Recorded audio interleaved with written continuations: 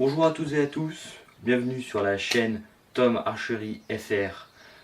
Aujourd'hui je vais vous présenter mon matériel, c'est-à-dire mon arc, mes flèches, ma visée, mes stabilisations. Donc voilà, j'espère que tout se très bien, j'espère que ça va vous plaire. Et allez, bonne vidéo, c'est parti. Donc voici avec mon arc qui est équipé de stabilisation latérale, pardon. Un viseur micrométrique et un berger button. Et aussi potentiellement un clicker que je n'utilise pas pour le moment. Donc voilà. Alors, je vais tout démonter et on va passer sur l'arc nu. Donc l'arc nu, qu'est-ce que c'est? L'arc nu, c'est l'arc, bien évidemment, où vous n'avez pas de viseur, de stabilisation, de berger button et de clicker. Donc je démonte tout ça et je vous retrouve avec l'arc nu. C'est parti. Bien, me voici avec mon arc nu. J'ai tout enlevé comme vous pouvez le voir. Viseur, clicker, berger button, tout. Bon, le principal d'un arc, c'est la poignée. Ici j'ai une poignée en aluminium de la marque SF Archery. C'est une premium de la gamme SF.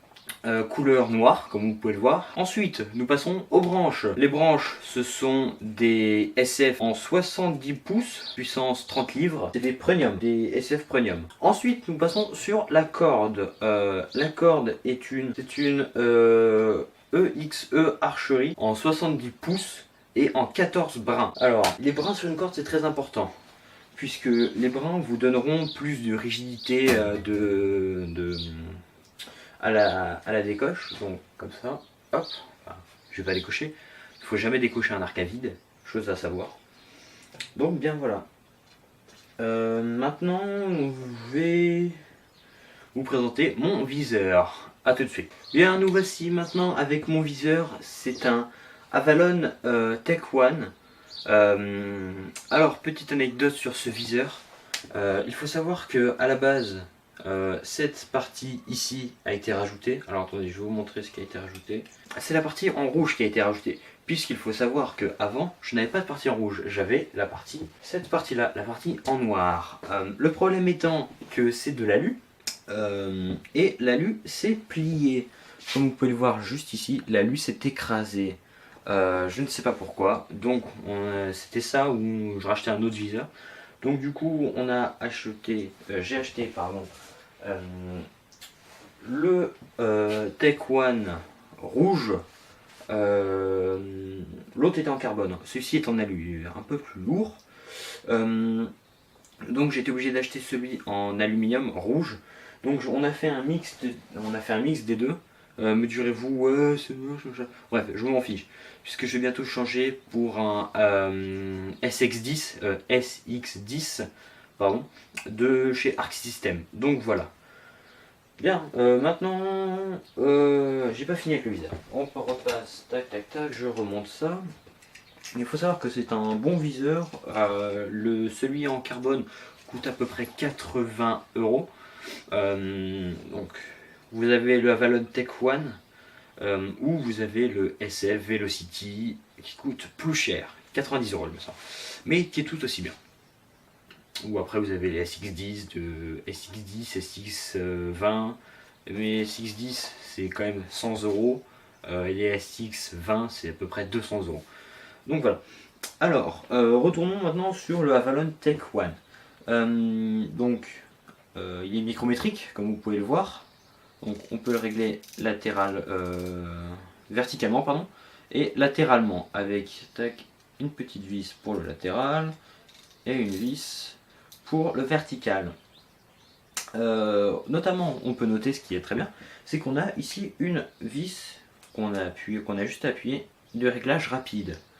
Donc voilà, bon là j'ai totalement déréglé mon viseur, c'est pas grave, puisque je connais mon réglage. Alors, qu'est-ce qu'on peut noter d'autre? Il est équipé d'une fibre optique verte.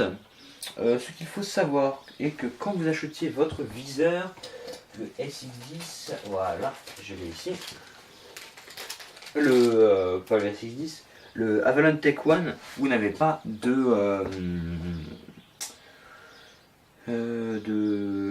de visée pour une fibre optique. Vous avez seulement avec un point rouge, comme ceci. Donc, bien sûr, si vous voulez une fibre optique, machin, il faut changer l'organe de visée. J'ai perdu le nom, excusez-moi. Achetez une avec un petit trou comme ceci où vous intégrez votre fibre optique et voilà. Bien, pour la visée c'est fini. Maintenant on passe aux stabilisations. C'est parti. Bien, alors nous voici sur la stabilisation centrale qui est une SF Axiom. Je l'ai acheté d'occasion, 30 euros. Alors à noter que à la base vous n'avez pas autant de poids sur l'amortisseur. Un petit poids comme ceci qui est fixé comme ceci sur l'amortisseur. Donc voilà. Donc déjà votre stable est pas mal, elle est assez grande, mais bon, enfin même si c'est plus grand, c'est déjà pas mal. A noter que moi j'ai rajouté deux poids sur mon amortisseur, car je trouvais que je n'avais pas assez de poids, donc j'ai rajouté du poids. Maintenant c'est vrai que ça change, ça rajoute plus de poids, mais je ne saurais pas trop comment l'expliquer maintenant. J'aime bien. Donc je me suis habitué de toute façon. Alors voici pour la stable centrale. Maintenant passons aux latérales. Les latérales sont comme ceci, sont assez petites, je ne connais pas leur taille. Ce sont des Arc System Loisirs. Attention, elles sont noires, équipées de poids au bout comme ceci. Voilà. Les petits poids sont ici. Carbone, je pense, carbone AU. Ouais. Notez qu'elles ne sont pas de la même marque que ma stable latérale, qui elle est une SF Axiom, voilà, pardon. Et celles-ci sont des Arc System Loisirs. Alors pour la petite chose, ces latérales m'ont été données. Donc je remercie la personne qui me les a données. Et d'ailleurs je vais changer toutes mes stabilisations. Donc voilà pour les stabilisations. Maintenant passons aux flèches, c'est parti. Bien, maintenant nous sommes rendus aux flèches. Les flèches qui sont des Easton ACC. C'est des Super Light ACC. Donc elles sont franchement très bien. Pour la petite référence, des 3L04 750. Donc elles ont un spin de 750. Ce qui est pas mal. Avant, les ACC je tirais seulement pour l'extérieur.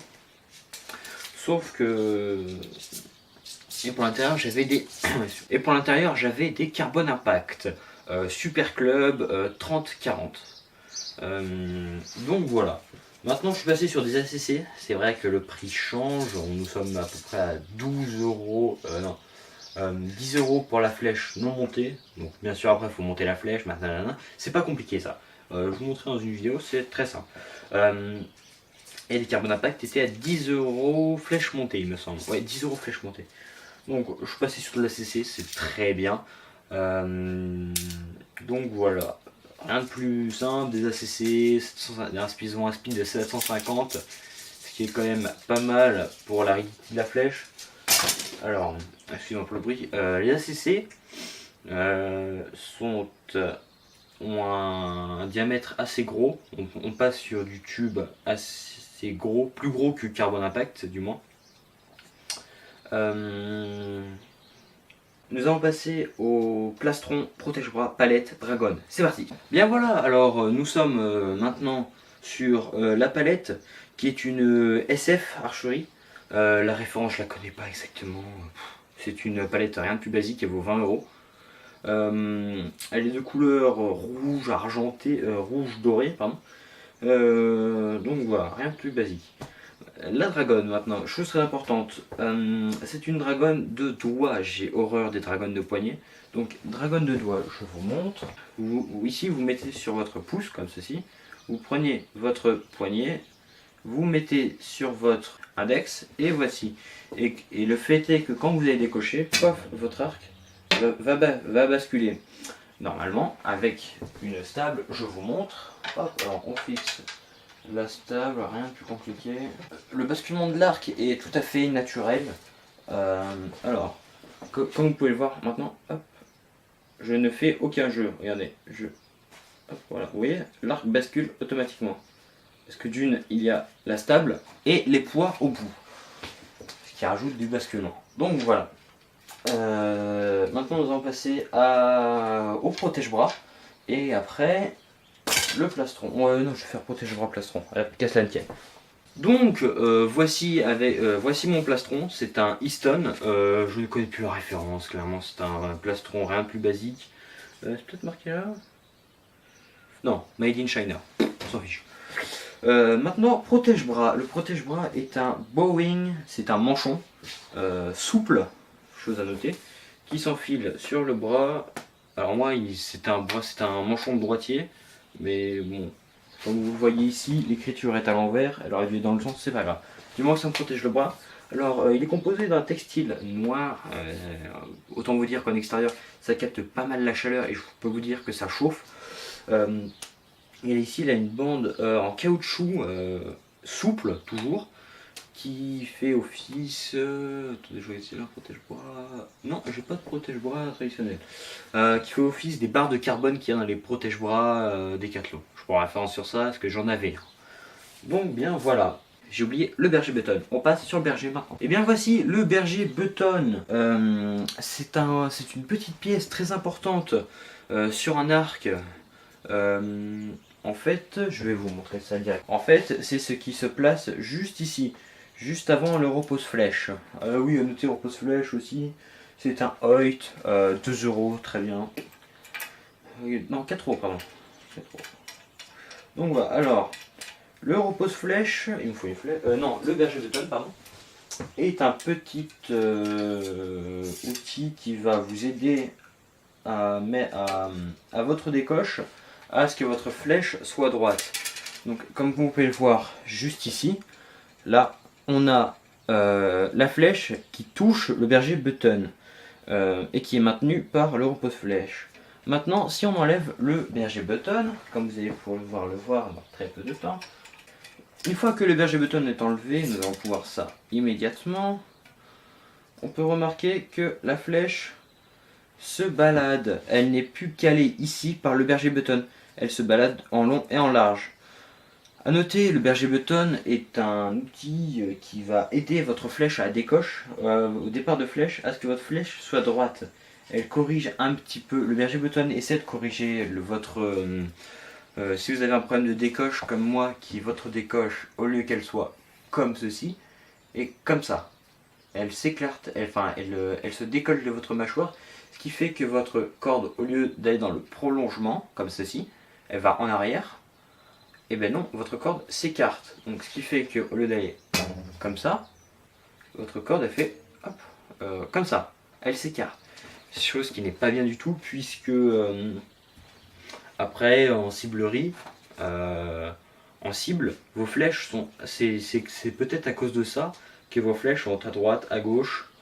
Et voilà. Donc voilà, c'était tout pour le berger button. Bien voilà, chers amis archers et archères, j'espère que cette vidéo où je vous montre mon arc, mon matériel, vous aura plu. Si c'est le cas, n'hésitez pas à vous abonner à la chaîne, ça ferait super plaisir. N'hésitez pas aussi à en parler à vos amis archers pour que le tir à l'arc, pour que cette chaîne se fasse connaître. Et notamment aussi, c'est ce que j'espère, c'est que les marques d'archerie m'envoient quelques produits pour que je puisse vous les montrer en vidéo, que je vous donne mon avis sur ça.